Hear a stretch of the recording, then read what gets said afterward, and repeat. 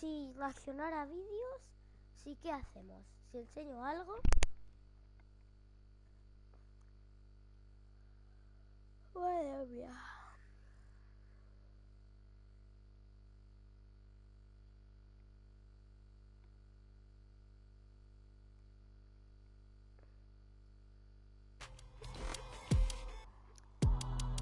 No hay nadie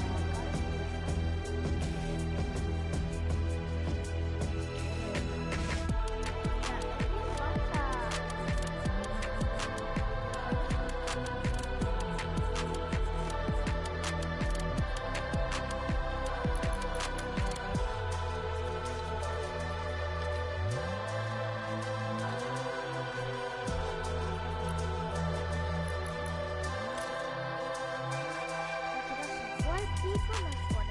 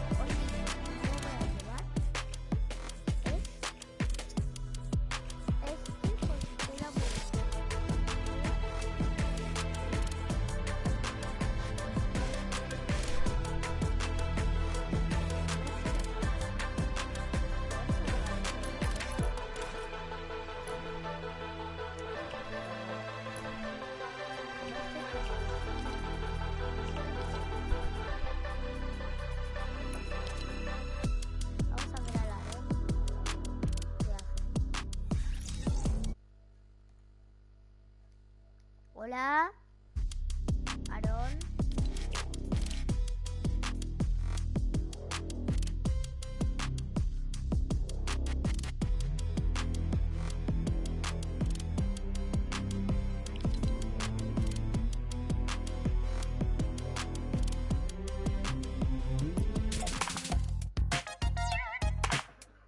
¿Nos escuchan?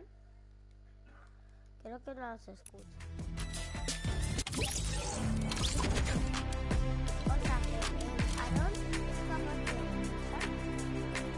Ah, pues sí. Y no están invitados.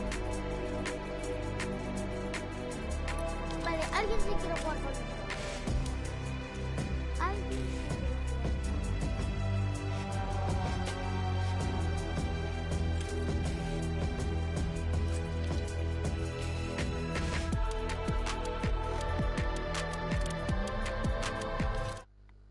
A ver.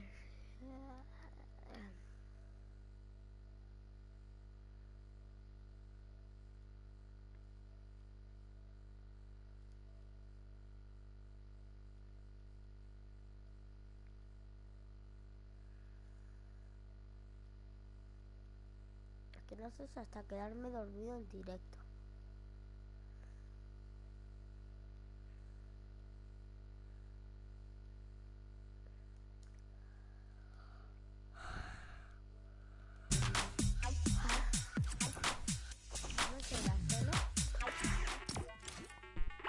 Vamos a ver.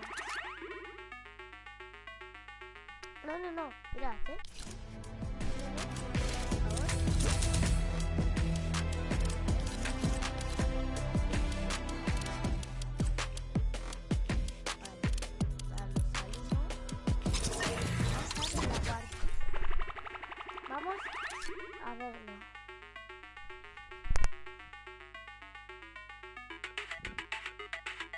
Up there, Z-Laner and his partner, so it's no strangers to the top 10, and they're going to look to keep that pace up there. Aircool, also shout out to him. So a lot of those previous Summer Skirmish veterans showing up in Week 10. That's right. Everyone is putting everything on the line to try and punch their ticket to the finals. But now, Fortnite fam, we're not going to keep you up too much longer. Let's get ready to hop into some games. Remember, we have a new person joining us that is Shio Wager, and we have Bala TW to get us through all these games. Gentlemen, please, after you. I trust you. Thank you so much, Zeke and Sundown. I appreciate it, and I just cannot wait to get in these games. Shio, I'm excited to cast with you for the first time. It's going to be great. The VOD review duo coming in. But you know what else I'm more excited for? We are getting into some NA East games, and there's so many names who have yet to qualify, Shio. All the big names, Cloaksy, Tfue. We've got Tom at the top with Vivid right now. There's going to be a dope time experience that you don't want to miss. I want to get right to it, Bala. Yeah, let's get into it. The games are ready. Let's go right now into the first couple of NA East games. I mean, Shio, these Vivid, Tom, I mean, Tfue, Cloak, Bizzle, Demo. There's way too many names to list that could still qualify. There's only 3 spots to grab them. A lot of people, and the hole's really small to fit in through, so we'll see getting right into it with Ghost Assault, going to be going up towards a mid-ground layer, about the 5th zone, just locking in a very prime position as well on the zone wall. He's going to be trying to get up in height just to see if he can have a better vantage point on everyone around him. We are in the snow biome, a lot of hills available, also a lot of different types of sight lines available for different duos in different layers of height. Yeah, and this Assault and Innocence duo from Ghost, I mean, they have been probably actually one of the most consistent duos throughout NA East and throughout the World Cup overall. Both controller players, both, you know, part of that controller gang and crowd that people are looking to have one at least full duo qualify. Still, it hasn't happened yet. Absolutely. Right now, it just looks like they're going to be playing safe. These guys are up in the top 10 of the leaderboard. They're going to make sure they want to replicate those results they've had in these first 2 games. We talk about the way you play games now. It's been 10 weeks. It is duels as well, so there's more brains at your strategy. A big double heavy snipe coming in. Not sure if, yeah, it was both duos synchronizing that at the same time. Sometimes you can pick up on a heavy snipe that's coming off from across the server as well. A lot of action going on now. Vertical sight lines coming through. Some desynchronization on that floor placement there. We're going to see what they can do as we go to a big aerial shot of the entire snow biome at the moment. And yeah, talk to me, Shio, about the mobility that these players are all starting to use. We're about to come up onto that, you know, that 6th zone waiting period before it starts moving. But everybody's trying to make their plans and even getting some double heavy snipers in. We already saw one tick through, and now Painful goes down. His teammate Tyler's trying to get away, and I think he is going to manage to do that, but not before Assault and Innocence grab from those spoils. You talk about the mobility. That was the priority there from Assault getting in, just picking up that jump pad as well as topping off his smokes all the way up to 6. Very smart stuff in and out, making sure he doesn't get too much pressure from other duos as everyone looks for those free loot piles near the end of the game. Now we have Fernando on a mid-ground layer as well. Erupt Slades is here as well. We'll see what he can do. Vols and Slades might be using 2 different names amongst each other. All these players switching up their names. 2Chen's going down as they hold up the Stormline pressure from their mid-ground tarped layer. A lot of chunk splashes available from this duo as well. Now using Stinks. We'll see if they can play off of them or look for another angle. Going to be pushing towards Germ goes down from that Stink. Unfortunate there. They're going to be on a low ground layer, though they're going to have to move up at any moment here before the action starts seeping in from zone 6. Oh, and unfortunately they're split heavily as we go up over Polar Peak. That launch pad's not going to get him all the way up, but you can see Keo and Imshoots right now using those shadow bombs to full effect to get up the mountain. Keo unfortunately falling down and taking a little bit of storm damage, and I think that's going to be the end of him. Yes, does fall down, and the rest of these players also trying to do it. I mean, I just saw probably 3 duos total go down right now. Devious and Frosty, Wildo and his duo as well. That's crazy. They call Polar Peak the great filter of the Fortnite competitive scene, as it's always about, do you have that rotation, do you have the mobility, or do you have the smarts to get up with your mats? Not only that, where do you base up after that on shambles or not? We see Niddle also on the top 5 at the moment with his duo Casker, sitting not at that much white health, but that Siphon can click in, especially off of sitting in that ball, looking for that opportune moment to get the guaranteed damage and elimination to make sure he stays on top for those 8th and 9th zone big pop-off moments. See, almost taking those opportunities out of the baller right there as a couple players rotated directly in front of him, but for now, just outlasting the rest of the server. And hey, that's a good strategy, especially, you know, with these look how many ballers there are right now, and they are having a good time on Polar Peak because they can climb and fall as fast as they want, no matter what, with those grapplers. Absolutely. You talk about insurance as well. It's awesome when there's a lot of people moving around and maybe 1 or 2 ballers, but when you have so many ballers together, you talk about the insurance behind that mobility. Niddle, the Rift to go, now going to get out. Big shots coming in. Kuros going down, in and out of there. A nice burger combo coming in as Niddle now goes all the way down the mountain, going to go back up if it does bounce back. Yes, it does, moving back towards this huge high ground tarp layer. A lot of other natural ground to be mimicked and manipulated towards as well as they move up through this entire snow biome at the moment. Caster and Niddle surprisingly together as well. Very hard to stay together off of balls too when you are moving in these chaotic environments. Unfortunately, that zone just went on the edge, so a lot of the players who were going onto low ground ended up being able to just come right back up without having to go down. But then Casker and Niddle with the Rift play, trying to take high ground. They do take it from Tuxi, and his teammate Nut is somewhere looking for sure, but they have high ground now, and that is what they need. They have the advantage. They have all the position to win this game. This is all part of the game plan. This is Niddle's consistent strategy. It's always near zone 7 or 8 where he goes for that last-minute high ground take and then just starts to trickle down. We see that in international regions. Brazil does it really well. DK, as he just goes down tarp by tarp, moving like this. Zextro getting popped. His duo, Vinny, going down as well as these guys are now moving towards it. Niddle bombarding the server with his positional advantage above everyone else. Metal doesn't matter when there's 2 people shooting at you at the same time. White shots coming in, a trap coming down to delay that elimination coming through from Casker as he has vertical pressure. Niddle with that horizontal pressure unfortunately did not work out. He goes down, but Casker with the quick drop down, can he capitalize off of this position that he's in on height at the moment? Player Puffin got chunked all the way down to what looks like 1 HP there, and then I think they did end up cleaning up, but no, Casker still having height, but Assault way down below. There is so much of a height difference here. Assault could capitalize if he just looks right back in his zone and knocks out either one of these teams. I believe they're going down as Casker takes out Top Gun, and then all the way down, he does have that redeploy, so it's now Assault versus Puffin, and the Rift up from the top. Casker is coming straight down. Assault is going to take care of Puffin as he was low HP, and now in the zone. Casker looking to find exactly where he needs to go. He's going to get 1 or 2 layers above Assault. Assault slowing the pace down a little bit. He still has a lot of materials to work with. And Assault, here comes the ramp out into the zone. He does get a shot. Now it's Assault with the HP advantage. But Big flicks. Casker with the flick shot onto Assault. He's going to take that game by himself as Niddle combines with him to 8 elimination and 18 points in that game. Amazing control of knowing when to drop down, when to stay up. Casker playing that insurance. We talked about it with balls, but even as a duo, being sure you're split up and covering for each other's losses will always net you that win at the end. And I'm already just giggling to myself right here because Tim the Tatman and Wildcat is the first players we're going to be hopping in with on board. With them 1 point in this game, this could be one of their first couple. One big topic in the Fortnite community as well is the content creators versus the competitive players and their success in getting games done, getting those qualifying spots secured. Blue damage coming out from Tim. Can he see that the individual that he was shooting at, Remdog, is going to have a weakness on his left side wall? He's going to go for that blue, but it's not enough. Not enough dynamic building. In a bad position, he gets beamed down, but the pressure's still coming in from Tim as he bobs down on metal tarps with his duo Wildcat. These guys are going to be showing everyone else that, hey, even though I stream Fortnite for fun a lot of the time throughout the day and make dope content, I can hang out with the big dogs as well and pop off when the moment's right.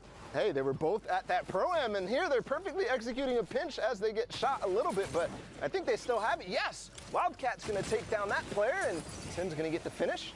Doing that classic animal aspect, right wall, left wall, showdown there on that other duo that they just cleaned up in record time. Not sure where the other individual is, but it's just big pop-off moments. So maybe they learned something at the Pro-Am, right? Absolutely. That high-pressure, high-stakes situation, they played on that stage that a lot of these players are vying and fighting to get on at the end of July.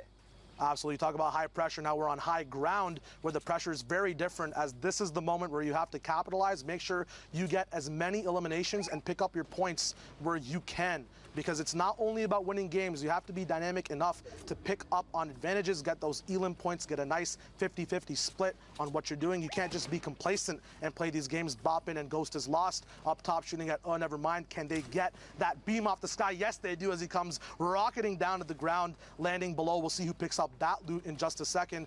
One smoke grenade left for Ghost, so not that much insurance as we talked about before, but we'll see if he can make his position. It is the best one on the server, right behind where the storm is going to be rotating to, and we'll see if he can pop off from that moment as well. So here now, 6 zone starting to move. You said it was the best position possible in the server, and I just have to wonder, why is that Shio? I mean, they have the high ground, and their back is. What's going on here with Ghost and Boppin? So in this position, as you can see, they get a nice theater widescreen 16:9 native view on the entire rest of the map, moving straight towards them. And they don't have to use as many mats at all. People can rotate below them. They can follow tarps. They just are allowed to do anything they want on their own pace when you have height right behind the storm. It makes it so that the storm moves onto you. You control the pace of the game. But if you do tunnel vision like they are now, sometimes you get left behind on the storm. Snaz FN, this aim is ridiculous, as 2 people have now been beamed. 6 eliminations across both individuals who are still maintaining height, which is a very difficult feat from the 5th zone all the way to the end. We'll see if it's possible. Now waterfall's coming down. It's very, very hard to have that mat management and be able to still move forward, moving zone to moving zone, as the distances are so far. At this moment, though, we see them utilizing just 1 tarp layers. Hold Her Hand getting knocked by Ghost. Swervo on the low ground as well, doing a lot of work, seeing if he can survive and get up top. Just look at this big view of the map moving forward, all metal. And Wildcat's still up in this game, so he's, pushing towards those placement points and earning them as we speak right now. Moving closer to that top 10, Boppin and Ghost up on high ground. We've seen them time and time again find these opportunities, find these picks. Not going to find that one, just barely, as he escapes from below him. Right now, again, tarping, being efficient with their materials. They're still lasting a little bit longer, but each time they get knocked out, they get reset. They have to refresh and figure out what they want to do. Not a single one of their eliminations they have gotten the spoils from, the materials to refresh up on. Absolutely. I feel relaxed looking at this right now. It looks like these guys are just low effort aiming. The server is just moving towards them because their position is just so good. A lot of connects coming in as well. There's going to be a mountain that people have to move up on. Boppin instantly seeing that, it moves up. Awesome game sense there. He connects. Now they have an entire choke line on everyone else at the bottom of this side of the server. They can end the game before the 9th zone even shows itself. And I love what they're doing here. You talked about Boppin getting that mountain, getting the connection here, but Ghost is just staying down below. He knows the conditions of the server. He knows it's running dry on players, so they're making sure that they maximize all of the eliminations they can get, all the potential they can get out of the server. And I think they're going to clean up here, Shio, as they take out one more in Cam, one more player for them to find. This awesome positioning by both people, spreading apart, then coming together on pinches. Now they're going to fight together. No reason to give the individual Keen 2 1v1s and risk that win. A big tarp coming through all the mats. They finally got some fruition from their eliminations. We'll see if Keen can pull a Savage and Shadow up. He's trying to. Not possible. They're bopping, coming out with a donkey laugh. Easy claps from this duo right now. Keen's still working at it. Ghost is lost. Very awesome and smart play there, going for that last elimination point, making sure these guys have everything from this game possible. Just a perfect 5th to 9th zone height hold and awesome win at the end of the day. And timing was everything there. They already blocked him out. You saw he tried to shadow out, but he didn't find any opportunities to get out from under that carpet that they made. It was so wide, so strong. And by the time that he ran out of HP, by the time he was about to go to the zone, they made sure they capitalized and got that last elimination. Absolutely. I'm seeing something a little bit odd here. I see Riversen on NA East. The East servers. Hello. And, not with his normal partner at all. Anthony, this is a new one for week 10. Absolutely. You talk about week 10 pressure. It makes people make these not maybe drastic, but interesting choices to make sure they are on top of their game and have the most amount of chance to qualify. They're playing at their peak performance. So at the moment, Anthony and Riversen, 2 big powerhouses, solos and duos coming together. We'll see if they can use their position as a pivot point to make sure the entire server answers to them, just like we saw from the last game, Bala. And Anthony is one of those players that was severely, very, very hyped going into back at TwitchCon all the way back then in last fall. It's almost a year now since then. That's pretty crazy to think about. His partner Joseph splitting up now and, going with Riversen here, and Riversen obviously possibly moving to the East Coast for this. Absolutely. Or playing on that West Ping regardless. Big beams coming in as we talk about playing off your utility. Bolt Glace going down to this insane Munch Wombo combo. We talk about positioning as well as Anthony stays up top, letting Riverson stay in the fray of the fight, but providing support as well from just one level above. And they have that pyramid and floor edit as well. It's going to be impossible for those individuals who just went down to do anything for defense. But, you know, Riverson looked as the role model of the West community. A lot of people learn a lot from watching his VODs and his streams. We'll see what he can do on East. Right now, it's still perfect stuff. Maybe he switched up for his ping as well. But if he is playing on 60, it looks really good. Looks good indeed. Now moving on to another duo that definitely looks good. It's Commandment and High Sky. Commandment obviously qualifying in the first week of solos. Not yet qualifying in duos. This partner High Sky right here. I also saw in the background Snood and Thwifo, who had a very, very great performance in week 8. And Snood, one of those guys who, you know, was just barely making it week after week after week. So last opportunity here. You have that rift to go. That's going to get them very far in this game. Yeah, they actually choose, I think, to take the jump pad instead. It might have been an enemy rift. High Sky being the one who also had a very, very awesome Blackheart performance. We'll see if he can replicate that in this moment as well. First place. Yeah, first place. It was amazing.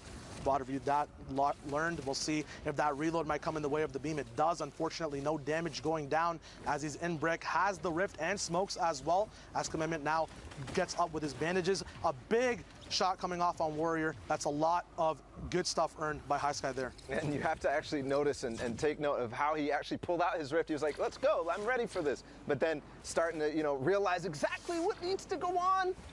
Commandment gets beamed down, but he waited that last extra second to get that elimination. But thankfully for Commandment, at 1 HP, Shio, he does have the minis and the bandages to recover it. After week 6, people understood that white health is something you have to prioritize so much, especially with the storm flip coming in throughout this whole week. It was just recently disabled for week 10, so people might still be on that bandwagon of holding that white health as for patterns when you practice and then you play again. He's very thankful for that right now, Commandment, because he has those white HPs somehow finding each other in the same box after smokes. It's so hard to locate a good path to move around in, but now Commandment looking for anything to capitalize on. Big beams coming down, 272. The entire blue shield gets broken from that low ground commando skin. Fami finally going down to the storm actually after that beam. We'll see if these guys can smoke again, stick together. Balls everywhere as well. They're going to be dropping down to the low ground. This is the best option for people trying to stick together, but the riskiest after it's done, because you have to now make an entire new development of your own layer, your own boxes to get enough pressure to capitalize on to the rest of the game. Now Commandment going down to low ground here with High Sky. I'm curious of what's in High Sky's inventory, because we haven't seen them swap any sort of heals or anything like that yet. But Commandment did get that siphon from the player who went down the zone, but hold on. Explode's coming in from the side. They back up together. Now Shadow's going in again. So, Shio, you've VOD reviewed all these situations many, many times. Look what happened here to Commandment. Playing low ground in these situations end up being so risky, but also potentially rewarding as he picks up one more elimination. The biggest thing about this zone at the moment is that although people hate on them, balls are still available, making it so that there's not too many builds blocking Commandment from coming back up from that low ground. We talk about low, let's switch over to high. Riverson up top with Anthony, once again doing the rain dance, all the bullets falling down below. Frey, Snood, and Thwifo are actually going to be the ones to get the front of that force from up top. Riverson dropping down, taking a little bit of fall damage, needs a siphon elimination here as he does not have any white heals at the moment. A surprise box opening is now going to be realized that where the pressure is coming from Riversand. We'll see if he can dynamically switch between these mat layers to get a nice vantage point or a surprise shot off on anyone, but there are so many hard mats at this point. Everyone's adapted on the rotation meta, the tunneling meta, when to have wood out, when to use brick and metal, and it's going to be so hard, especially with attack AR, to beam through these builds. You see him trying to open up the sightlines, trying to break through and create any sort of gap where he can find an opportunity. It does get a little bit of a shield tag, but still nothing yet. As you talked about, the hard mats being so useful for these players down on low ground. Now getting up close and personal, that's Thwifo who goes down, so Snood now left on his lonesome. We talk about using utility. There's not much available left to crack open the server. We did see Riverson use some stinks earlier to capitalize on an elimination. High Sky now down on bottom with Bluff. These guys are going to have to fight for this entire layer. Big shots being traded. Bluff goes and gets that elimination on High Sky. TJ now falling with COD Genesis. One of the other duos left is going to be a 2v2v1. Anthony and Riverson want to crush down this entire high ground layer. Makes it very easy to pressure. No one's on ultimate low at the moment. Can Bluff call that bluff and go all the way down? COD Gen comes down down to bluff. He might get the siphon for that as well. Give him a nice, easy picking on Anthony and Riverson, as well as they might be able to take height now. A 1v1 coming in, but Riverson representing NA East now, popping off and getting that elimination. Switching coasts, and I think that was a perfect, opportunity to talk about their chemistry there in the last moments. That timing by Anthony and Riverson to come down right on top of all the duos, right as they all fell within each other, all of them trading shots together, and then they just come in and clean up. That's all they needed to do. Absolutely, just stick on the same page, not one person building and one person shooting, 2 shots coming in, and a nice 1-for-2 trade there, or 2-for-1 trade, netting them the win.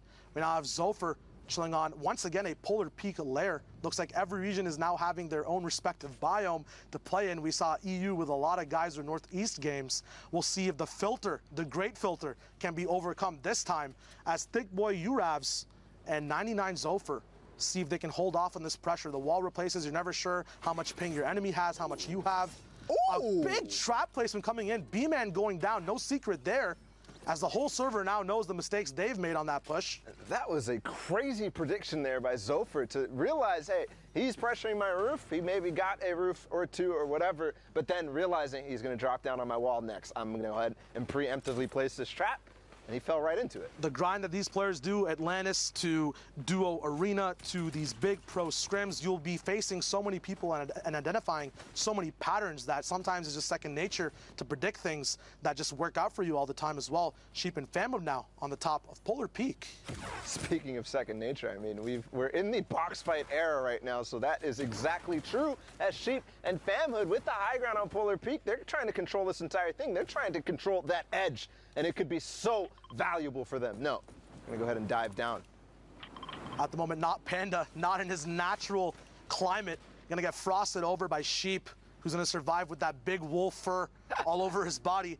These misfits up top gonna make sure they're gonna do a little bit of mischievous things to the rest of the server as well. 4D, Raz, and Vorpal though, sneaky right below. Not sure if Famwood and Sheep know where they are. Famwood making sure he has some insurance just in case the zone does bounce back. It's actually looking like it is gonna go a little bit behind them. They have that prime position once again. You just mentioned the insurance right there. What Famhood did was actually connect to the side of Polar Peak so that he makes sure, hey, Raz and Vorpal, I know you guys are down there. I know we landed on your base, but this is our real estate now. If you want to go ahead and make edit plays, no, you can't. I bought it. The Fortnite housing market has some beef in it right now. We'll see if these guys can figure it out, up that property value. Gonna look at low ground right now. Once again, these people getting caught on the backside of zone, maybe using that rift a little bit too late, all the way up top. Postic taking an elim out on Tyler's. Tyler's now getting knocked after that. The sacrifice you make on low ground sometimes can be too much to give you any advantages as well. A stink grenade coming out on the follow-up. Axiom perfect gets math. Yeah. Right? He's doing it in his head right now. He knows exactly what he hit that player for. He saw the white damage come through. He did the math. He did the addition. He knows one stink is going to take you out. So perfect recognition here. They took out Painful's teammate a second ago, but no, I thought he was going to go ahead right through the back of that. It's going off the side of Polar right now, and we know who's up on top. It's still Famhood and Sheep continuing to hold that real estate. The big thing about this Polar mountain, especially when you're playing on the side of it, is it always gives you natural ground to connect to on the mid-ground tarp layer. So that's going to be very important for all these teams who are going to be looking for shots above and below. Trying to shoot up from mid-ground is always a big risk as you can get knocked down from below you, but now that can be opened up. So Sheep is being very meticulous about where he looks at, focusing a lot of his attention on the low ground layers because he knows that this position might be a little bit more vulnerable than usual. Big shots coming out on him, but he has a lot of shields and a rift as well, just in case things do hit the fan. We'll see if he has to use it at all. Dropping in Storm to now waterfall down once again. Dope mat management. He's going to be using one mat all the time to fall, making sure he falls diagonally to make sure he saves on a mat from a tarp switch as well, which is really nice. One elim amongst this duo though, so the capitalization on points might not be there yet, but there are 20 individuals left alive, 12 duos. That first placement point comes in, and we'll see if they can get more points all the way up to the Vic Roy. I really like what they're doing here, moving so slowly forward. Does find Raz, who's below him all that time before, but slowly going in on the edge, really making it so that people don't realize that they're a threat, that they're up there, that they have high ground, and they're owning the game right now. Famhood still looking for those opportunities, just like you said. I think he's going to find one more as these players decide to fight. Couple in the zone. He does find KZ, but falls all the way down, unfortunately, going all the way down to 21 HP, and I already see a problem here because there's stink grenades on in play, really, up on high ground. Sting grenades in play on height is one of the most dangerous things because sometimes you can't even build higher. It's a lot worse for you at the end of the day. Wall replaces coming in. Dynamic Menace goes down. The 2-tap coming in.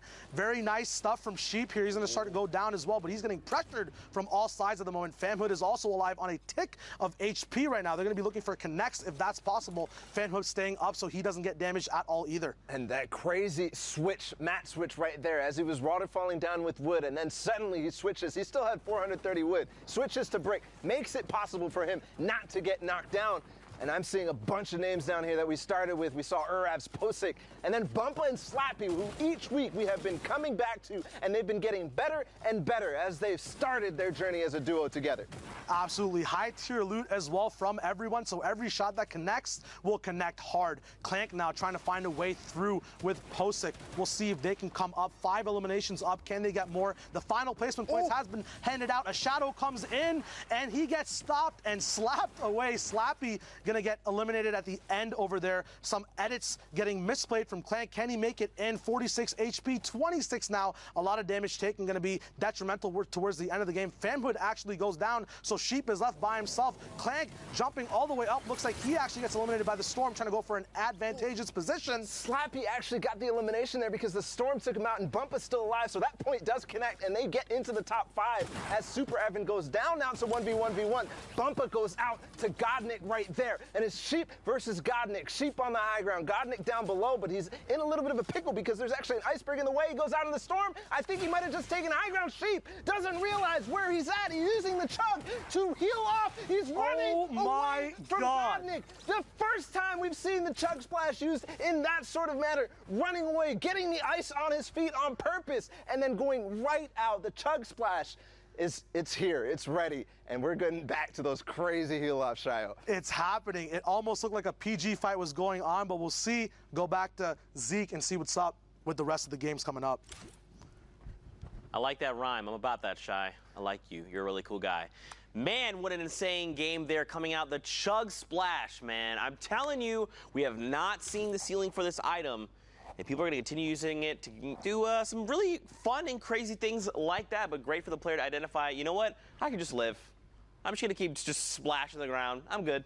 Well, it's a great, because it's a change, right? I talked about it a little bit earlier. This fundamentally shifts kind of how those full storm closure and those heal-offs play, because usually you have to account for it. There's no insta HP. It's either a HP over time via the Slurp or the Campfire, or you have to commit to either proccing it off, whether it's the bandage, the med kit, or sitting there and popping a shield. So now all of a sudden, when it's an insta 20 HP and it stacks up to 6 times, like, you can exchange those out. So now a siphon might not be enough. And I mean, those end games, things are getting weird. Things are getting weird. Speaking of weird, I don't know. I didn't make a great transition. But we're hanging out with Sundown. These plays were sick. They weren't I was going to say, yeah. Let's get right on into it, or let's dive on in. You can see the swimming pool over there. But first, we're on board with Niddle and Casker. Now, Niddle has qualified in the solos, is able to pick up 2xe there, and then start his work from top down. He picks up a nice double here onto Zextra right away, and then he finds Vinny right afterwards. So brilliantly done from him to be relentless, chase up with this, and manages to get the wall replaced, and then pushes in and will be able to close that one out. But gets knocked there. Casker, however, held the high ground, didn't go down to contest, and is going to be able to ride this one out. You can see it's a 2v1v1, but he equalizes by picking up Top Gun and then getting the first shot and the second one. 6 HP left. We talked about the difference that could end up being it, but Ghost is lost and Bop. It didn't look lost here. They were able to put the Bop on the rest of the lobby, picked up Snaz there, and this one was all about control. They're running the high ground from the entire time. They made sure they identified the threats by them, and then they picked good targets on the edge of the storm. And you can see Ghost following up right away. Virtue trying to make a move, but it wasn't enough, and Boppin is going to be able to just follow it up, and you can see them being relentless. And then Ghost, this is great. They tarp out the whole level. They know he's there, and Ghost is like, we're not going to lose. I'm 100/100. I'm going to go down. Every point matters. That one got them the 13th elim, and now we got Anthony and Riverson. So Riverson used to be the best of the West, now playing over in the East, trying to be a beast here, doing everything he can to get another qualification spot. He wants it so badly, picking up Twyfo there and trying to push through. You can see he pulls up with a great flank and control around the zone to get TJ, stay in it, and then recognize the shot onto Bluff at the end. Just brilliantly done. We've seen Riversom before, and now trying to do it with the new duo of Anthony in the final week. We're used to seeing him with Persecute, but let's see if it's enough to get him up here on the standings. Here we go. Right now at the top, you've got Zayt and Saf leading with 48 points, 4 games played. But right behind them, you've got the liquid duo of 72 and Vivid. Tetra and Eclipse right behind them. And look at this, man. From top to bottom, an 8-point spread.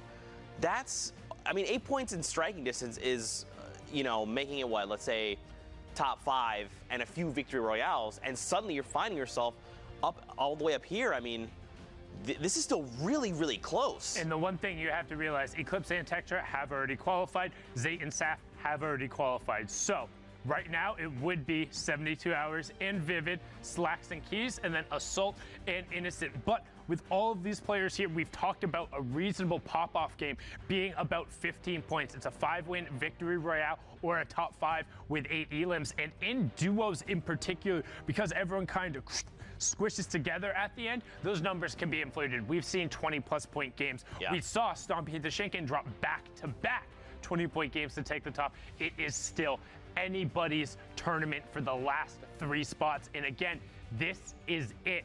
After this, you're done. If you played on NA East, you can hang it up. If you're not going to New York, you get to watch with everyone else. That's right. And again, you know, if you're seeing these players and you don't recognize them, or maybe you do, just take a moment, send them some love.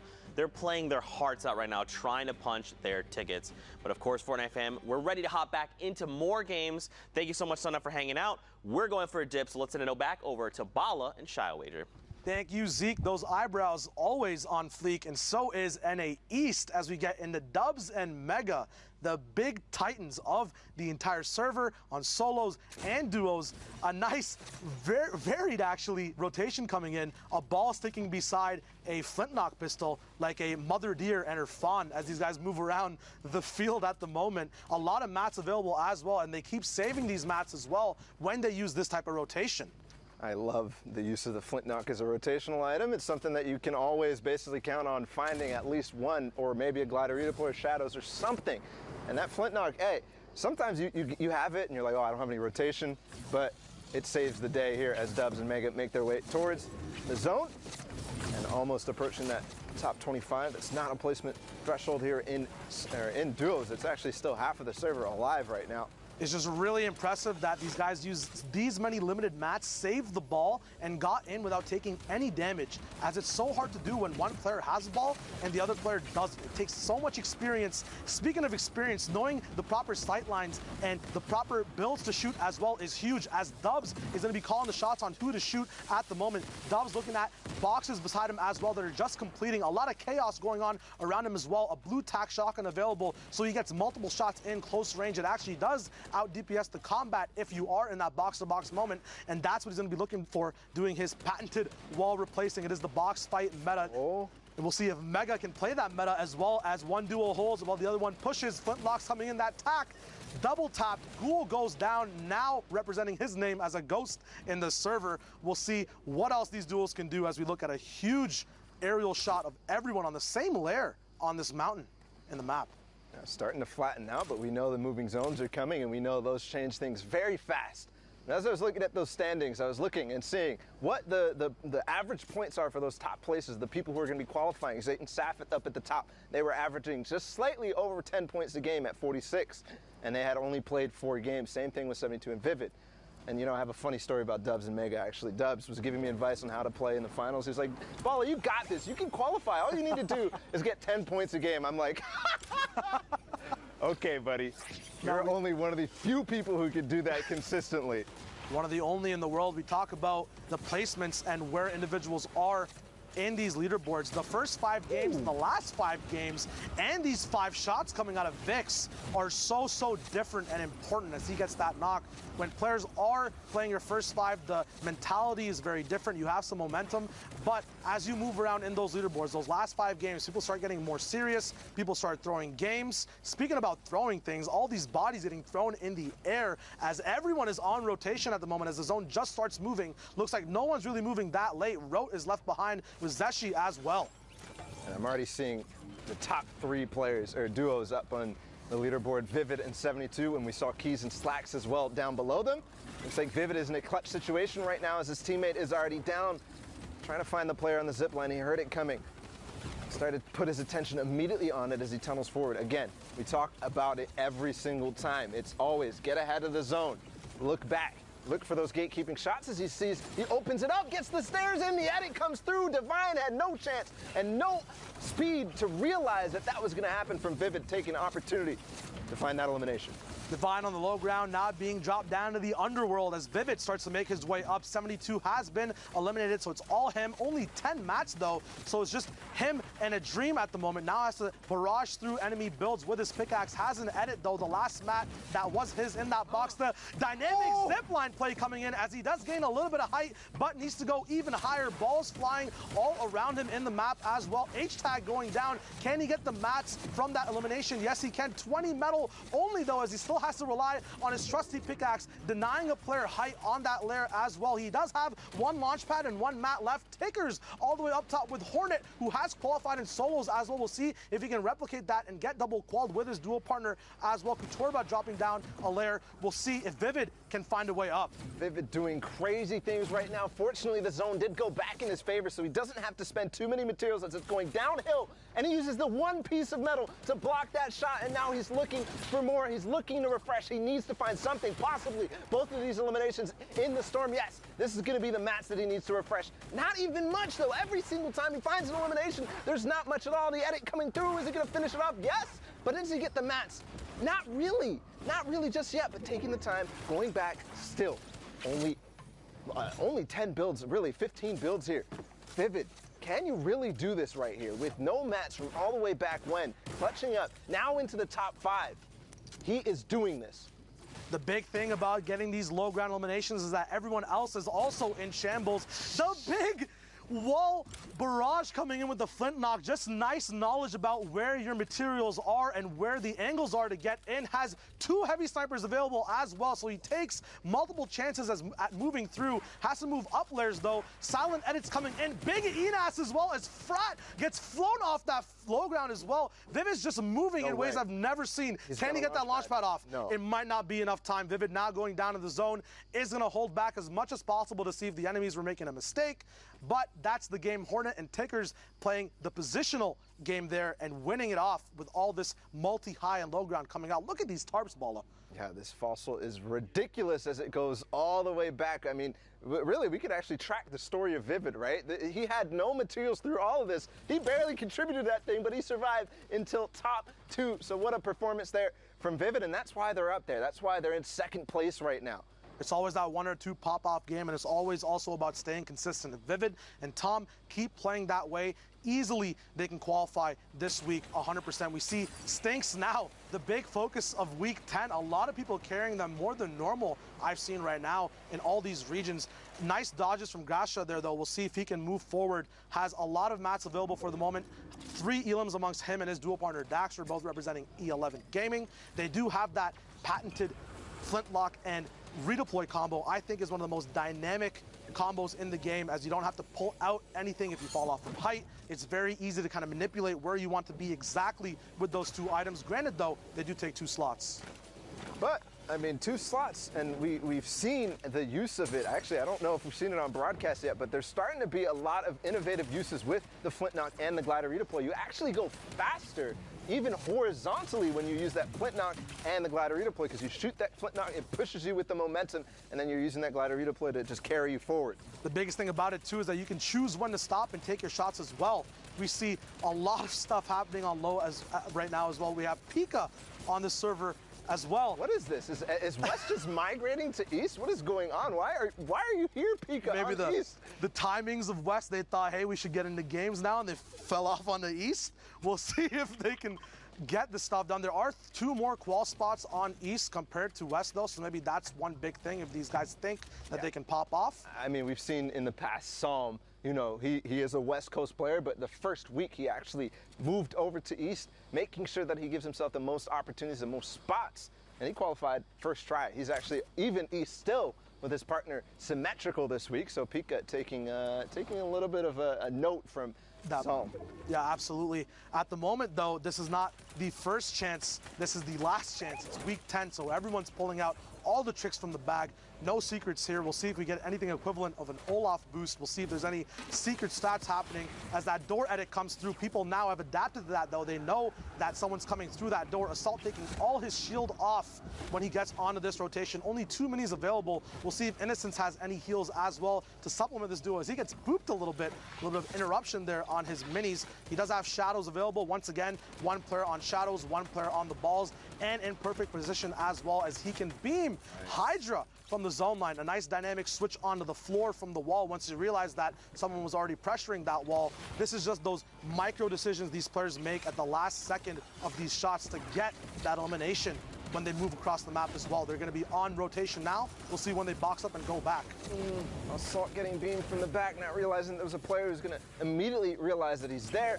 But I got to talk about it. We said pulling out all the stops. Assault and Innocence right here, they're sticking to the tried and true, the 1 baller strat. We've seen them do this, even dual baller all the way through from the beginning, but they just got ripped in. That baller is gone now, and they have to dive. No, Innocence is still down there, actually.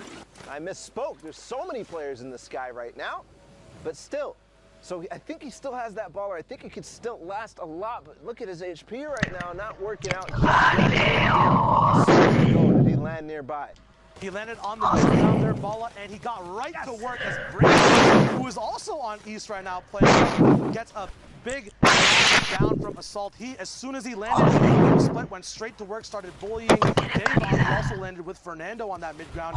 And he has this insurance. Once again, up, people just put everything these players smokes. There's no available on their back. All the stops they can pull.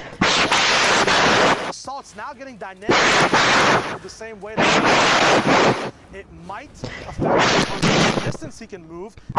500 wood left, actually. Strike-proof fatal near the end of the game as that wood can get shredded through, just like cheese in a grater. We'll see if he can keep it yummy, though. Assault on 41 HP, needs some more food, needs some more eliminations to get that siphon off and get him back up to 100. Sees that storm line siphon, gets .exe'd out of the game. He's off now. 28 builds left for Assault. He doesn't get to pick up those mats. Owen and Fred, possibly the best mid-ground tarp they can have right now, but they're getting stinked off of it as there's so many people fighting for these high mid-ground layer tarps as well.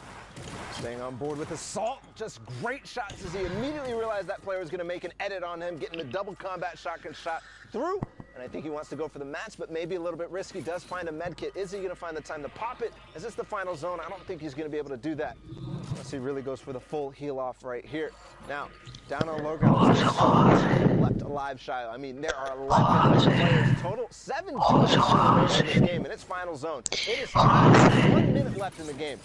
People are going to be playing super, super smart. The placements have not even gone out yet. All the points there. Still duels to get knocked down. 8 W keys get sent back to the jungle. No opportunity there for him to get any placements, unfortunately. 1 duo still needs to go down. Assault looking very healthy on HP and shield right now. Has a little bit more time to move through the storm. That storm taking 10 damage a second. Gives him about 8 to 9 seconds to move throughout without an elimination. Speaking of eliminations, Intangible goes down as Assault is now just freaking on everyone. Another shot coming in. Threats is getting eliminated. Can he keep it going? Assault has that low ground lair. It's very dangerous for the surprise factor. Davon getting that shot off, but it's not over yet. Creo and Nolan in a 1v1. Both their duos have gone down. Creo with the Superman launchpad on the height. Still has mats to answer with it as well. Starts taking the ticks of health first, but resets those ticks as Nolan has fallen under less HP. Creo with the high IQ launchpad and safety switch to stay in the storm and clinch out that game. Huge plays there, 3 eliminations, the victory royale. Creo, you can't do it better, Bella. You can't. Creo just pulled off one of the most insane clutch launch pads I have ever seen, knowing exactly that Dusty Divot has these, you know, kind of elevation changes. It goes up and then it goes down drastically. He knows there's builds up there. I can get up there and I can out-heal or outlast you as you have to make your way through all of that old fossil.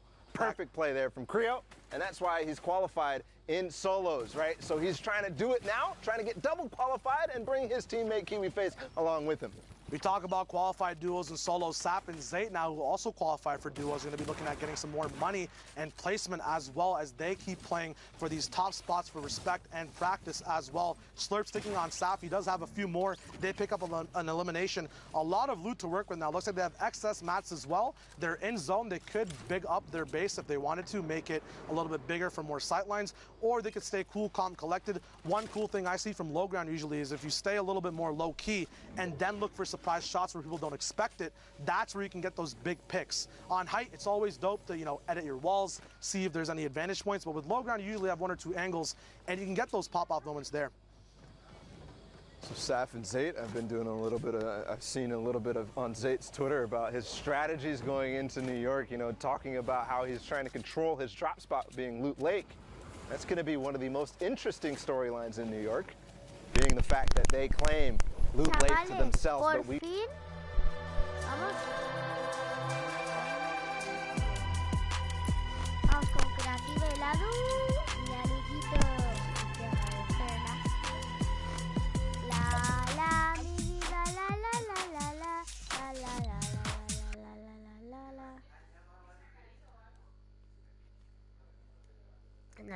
na, mi vida na. Mira, 5 likes y ahí mi madre sale en el próximo vídeo o en este. Mi vida creativa es la grava. Duscan. Gracias.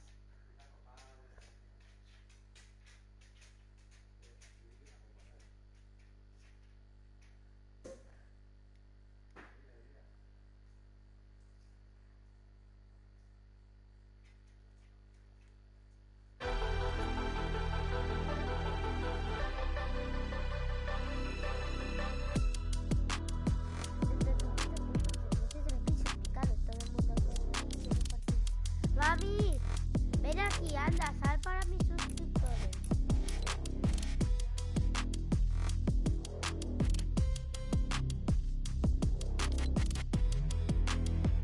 Todo el mundo por aquí quiere partirme de la boca, ya no sabe ni construirse de acerca mi de otra.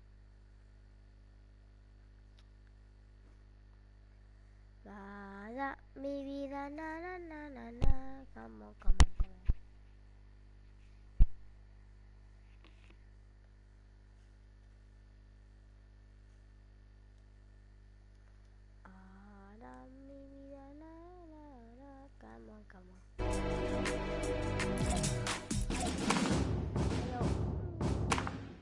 Chavales, haré otro directo.